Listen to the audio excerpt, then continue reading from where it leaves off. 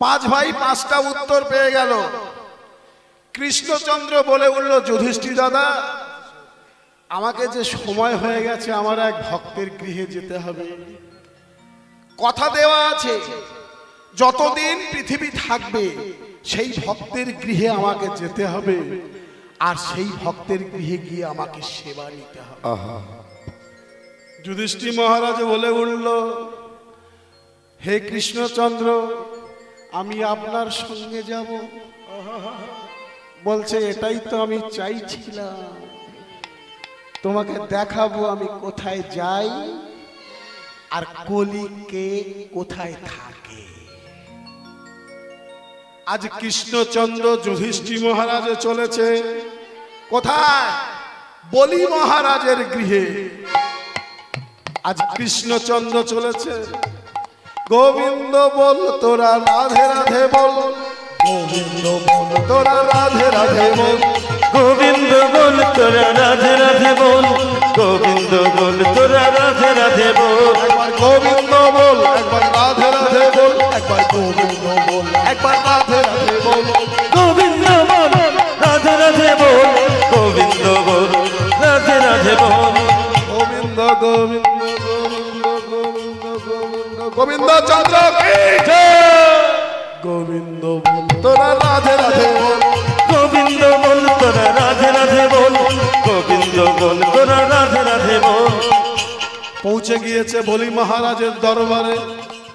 সবাই উলুধ্বনি করে, সবাই শঙ্খধ্বনি করে, উলুধ্বনি। আমার মায়েরা চুপচাপ থাকে। গোবিন্দ বল রাধে রাধে বল, গোবিন্দ বল তোরা রাধে রাধে বল, গোবিন্দ বল রাধে রাধে বল, গোবিন্দ বল তোরা রাধে রাধে বল। কৃষ্ণচন্দ্র এগিয়ে গিয়েছে।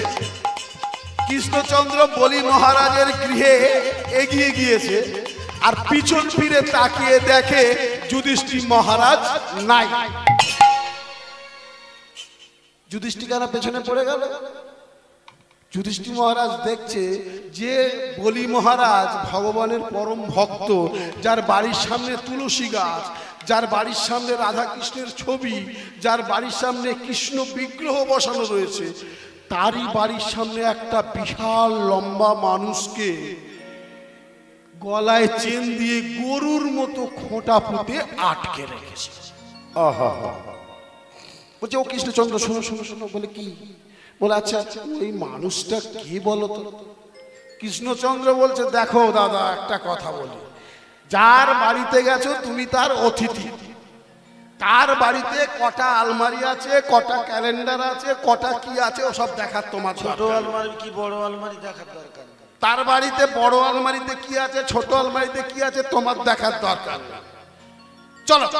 বলছে, না যাবো। ওটা কে আমাকে বলতে হবে। কৃষ্ণচন্দ্র জিজ্ঞাসা করলেন, এ তো বড় সমস্যার বিষয়। এই জন্য তো ঘোড়াকে কি করে জানেন?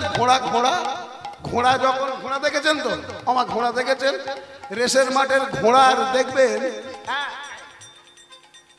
দুদিকে কানের পাশ দিয়ে চোখ দুটোকে এরকম করে, ওই সামনে ছাড়া ওর পিছনে সাইডে যেন না দেখতে পায়। রাস্তা দিয়ে ঘোড়ার গাড়ি যাবে দেখবেন আটকানো থাকে। ঘোড়াকে যদি পুরো ছেড়ে দেওয়া যায় না, ও যে কোথায় যাবে তার কোনো ঠিক নাই। হরিবল হরিবল। ঠিক আছে, আপনি বললেন যখন। আচ্ছা বলি মহারাজ, এই কাকে বেঁধে রেখেছো বাবা এরকম করে? বলি মহারাজ বলছে, হে প্রভু, ওকে চিনতে পারছেন না, ও তো কলি। যুধিষ্ঠির তখন প্রণাম বলছে, শুনেছি কলি খুব দুর্দান্ত বদমাশ, আর তোমার ভক্ত কলিকে বেঁধে রেখেছে গরুর মতো। উরি বাপ রে বাপ।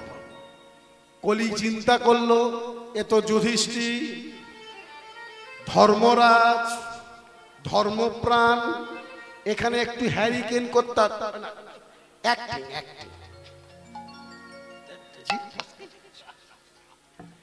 সঙ্গে সঙ্গে কলি একটু অ্যাক্টিং করলো। কেমন অ্যাক্টিং করলো? যে যুধিষ্ঠির মহারাজের দ্বারাই আমার মুক্তি হবে, না হলে বলি সারা জীবন বেঁধে রাখবে। মুখটা দেখুন কেমন করলো।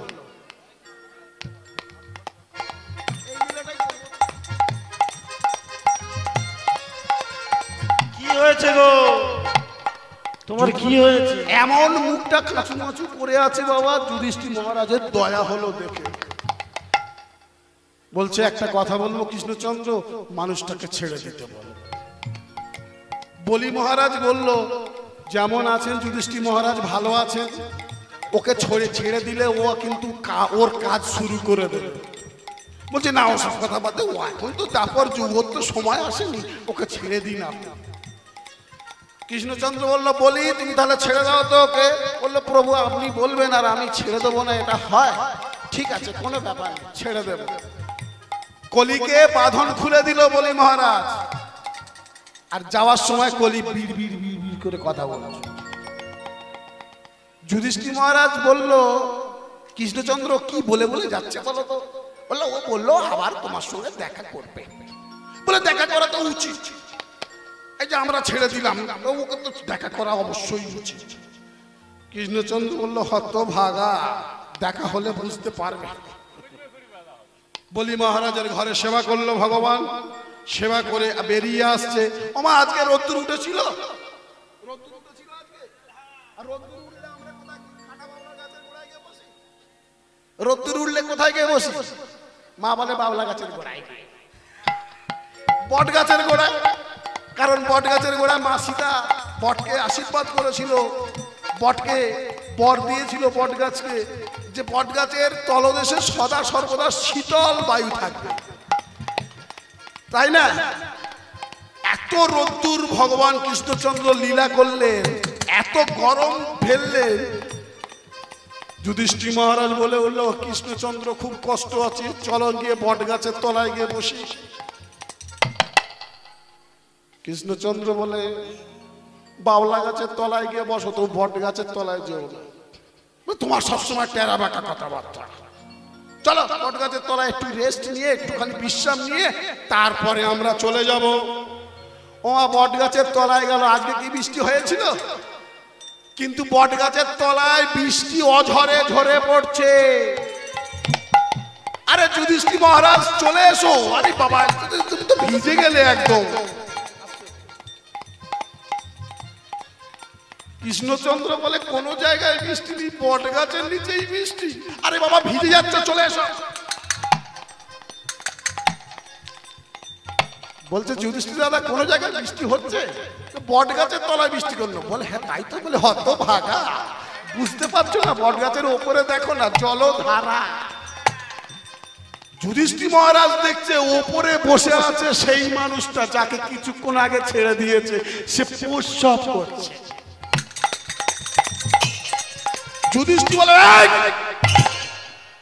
হতভাগা বদমাইশ, একটু আগে তুই বাঁধা অবস্থায় ছিলিস, বলি মহারাজের বাড়ির সামনে আমি আর কৃষ্ণচন্দ্র তোকে ছাড়িয়ে দিলাম, আর তুই আস্তে আস্তে তুই আছে কৃতজ্ঞতা প্রকাশ করলি, পেশাব করে দে গায়ে।